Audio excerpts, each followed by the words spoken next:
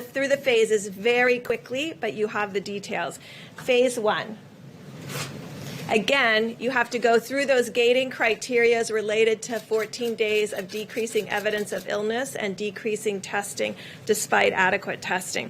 So phase 1 begins with all vulnerable individuals, including those with comorbidities, continuing to shelter in place and ensuring that those that first go out into the public are not those that are most vulnerable to bad outcomes in this disease. And then ensuring that we continue to do 6 feet maximum physical distancing in public spaces, continuing to avoid large gatherings, and all non-essential travel. For the employers, next slide.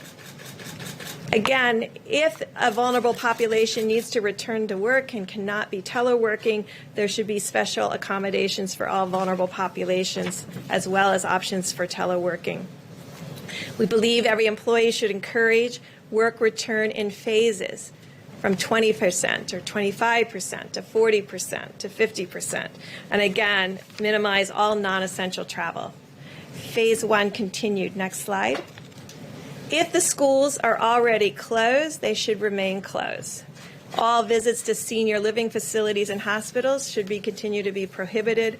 Large venues, including sit-down dining, can only be operated under strict physical distancing protocols and maintaining those 6 feet. Gyms could open if they, again, could adhere to strict physical distancing, and elective surgeries can resume on an outpatient basis. Phase 2. Next slide. Next slide. Again, you have to go through the criteria again of a continuation of another 14-day decline among those criteria that were in the gating. Again, we're asking for all vulnerable individuals shelter in place. We did not put a timeline on any of the phases. We want the governors, with the data that they have, community by community, to be setting up those timelines. Again, we're asking for the public to continue to maximize physical distance. However, we increased social settings to be able to now have 50 individuals, and non-essential travel can resume.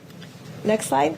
This is for the employers. We still would like to encourage telework, and the common areas should remain closed or be physically distanced. All non-essential travel for employees can resume. And then, again, special accommodations for vulnerable. Next slide. This should be a relief to many of households that have small children. Schools, daycares, and camps can reopen in phase 2. Visits to senior living facilities, however, should remain in hospitals prohibited. Large venues can operate, but solely under moderate physical distancing, and elective surgeries can resume on an outpatient and inpatient basis. Phase 3. And so phase 3, I won't go through in detail, is essentially returning to our new normal with all of what we talked about through all phases, continuing the good hygiene practices, continuing the respect for spaces between individuals, because we know that we still have an issue with asymptomatic spread.